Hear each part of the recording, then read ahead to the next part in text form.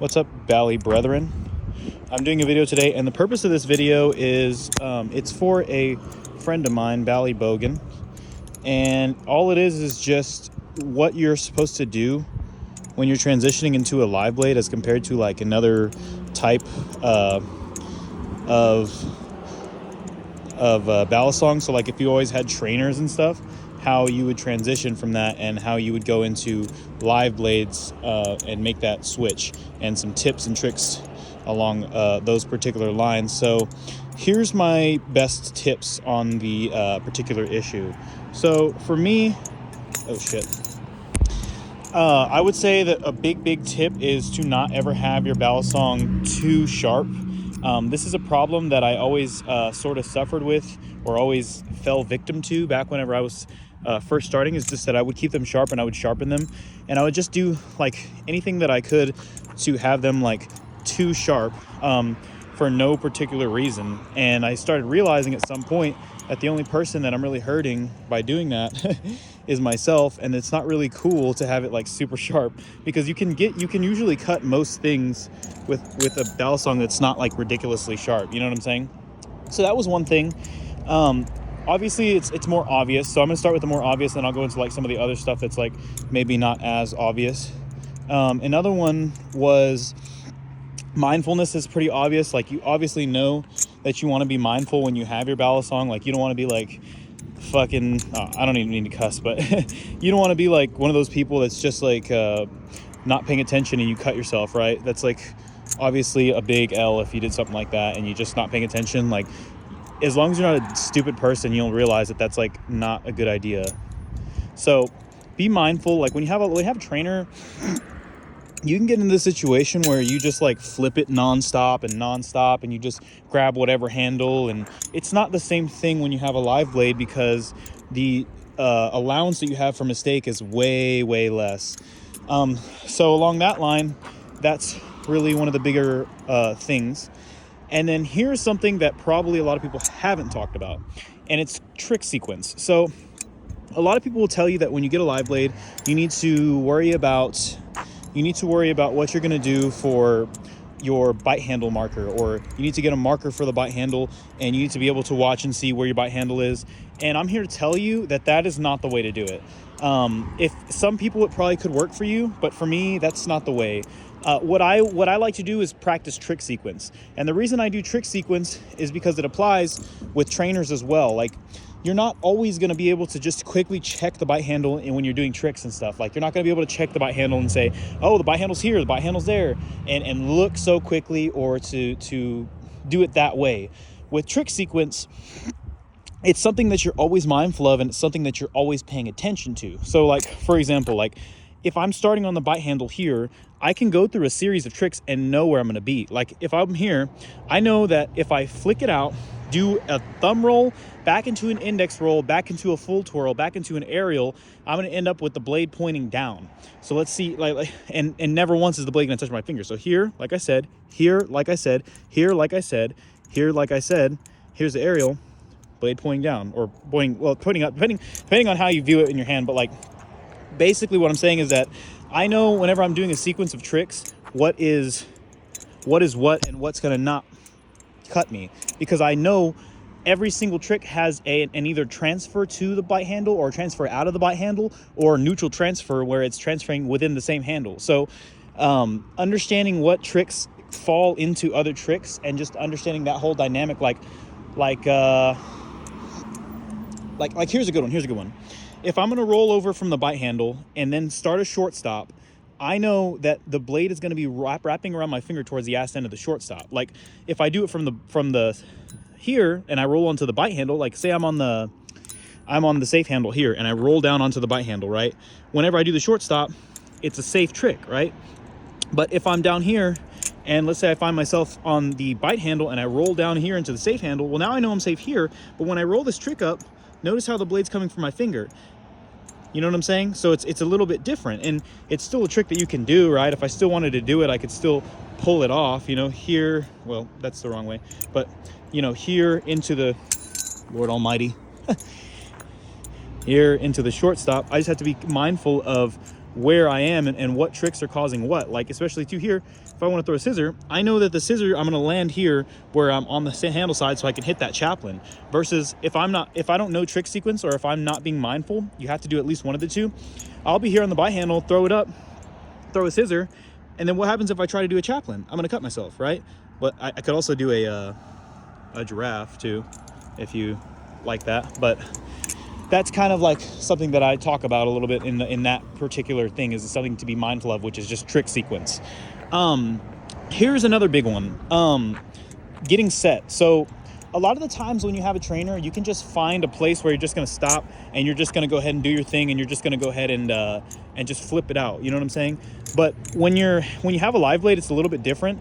You have to get set for your tricks. So you have to know, like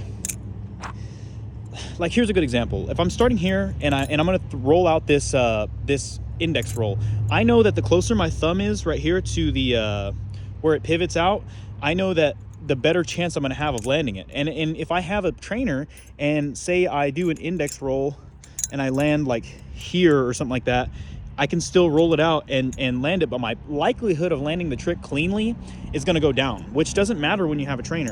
But when you have a live blade, you have to make sure that you mitigate any chance you can have to cut yourself, and you want most of your tricks to be perfect. And so if I have a trainer and I flick an index roll over here, right? Or let me start actually from the bite handle. If I flick an index roll here and I land in a good spot, I'll flick out that next one to do the next trick. If I'm going to end up on the bite handle, whatever, you know what I'm saying? But if I'm using a live blade and I flick the index roll and it lands all wonky like this, I know that my likelihood chance of landing the trick when next time I flick it out is not as good. And so I'm not going to flick that trick out, because I can sense that my percentage of likelihood to land that trick has gone down.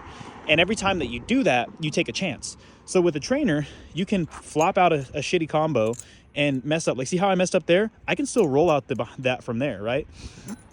But my likelihood of landing it goes down significantly.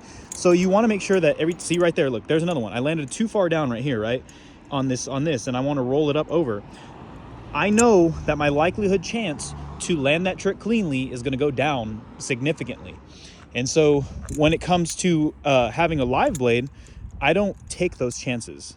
I'm doing it in this video just for the sake of doing it, and also I'm a very seasoned flipper, and also my knives aren't too sharp. But when I have a very, very sharp blade, and whenever I'm flipping between myself and even when I was very first beginning with live blades, you have to remember that, like, I learned these lessons the hard way. So I would always be careful about things like that, and just, not being set whenever I did a trick. You know what I'm saying?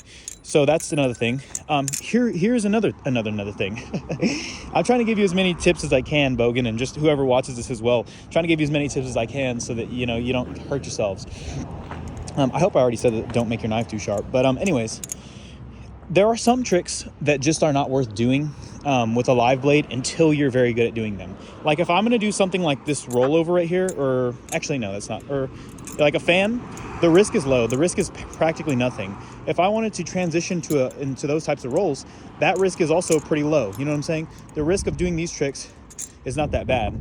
But when we get into tricks that you have a higher likelihood of getting cut, like something like a Z choker where you have to like attempt to catch it, or one thing that people get cut a lot with is behind the 8-ball.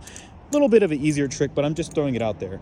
Some like a short stop down onto that bite handle where you throw it with a lot of aggression. Those tricks, you have a higher likelihood of getting cut. You want to be really good at doing that trick on a trainer before you ever attempt it on a live blade. You want it to just be like muscle memory. You know what I'm saying? Because if it's not muscle memory, it's not safe, because you're taking a chance.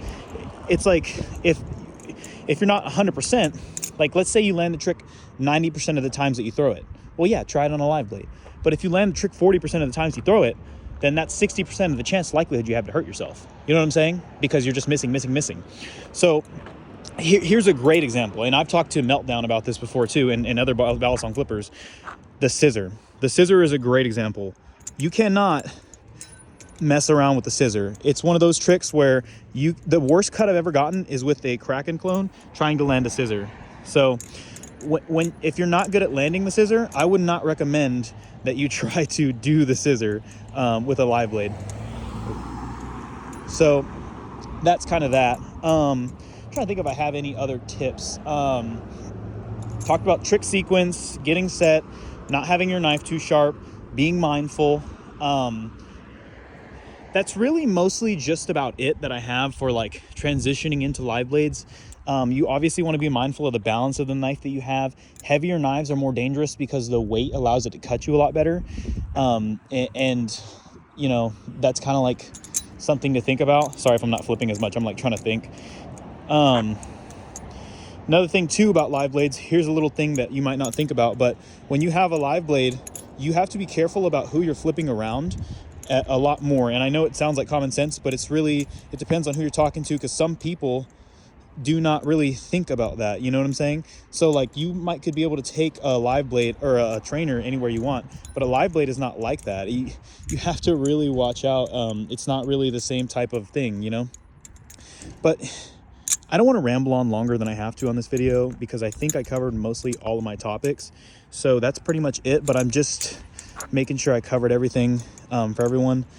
But I think that's it. So good luck if you guys choose to transition to a live blade. It's a big responsibility. I have always said that live blades are beautiful. I've always said live blades are beautiful and that they're good, but they're a bigger responsibility than a trainer. And if you have the choice between a live blade and a trainer and you're a beginner, get a trainer. But once you're ready to transition to a live blade, these are all things that are worth knowing. So that's just my take on the subject. If I helped you out, let me know, guys. I'm happy to help anytime. So I guess that's all I really have. I keep rambling. Rock on.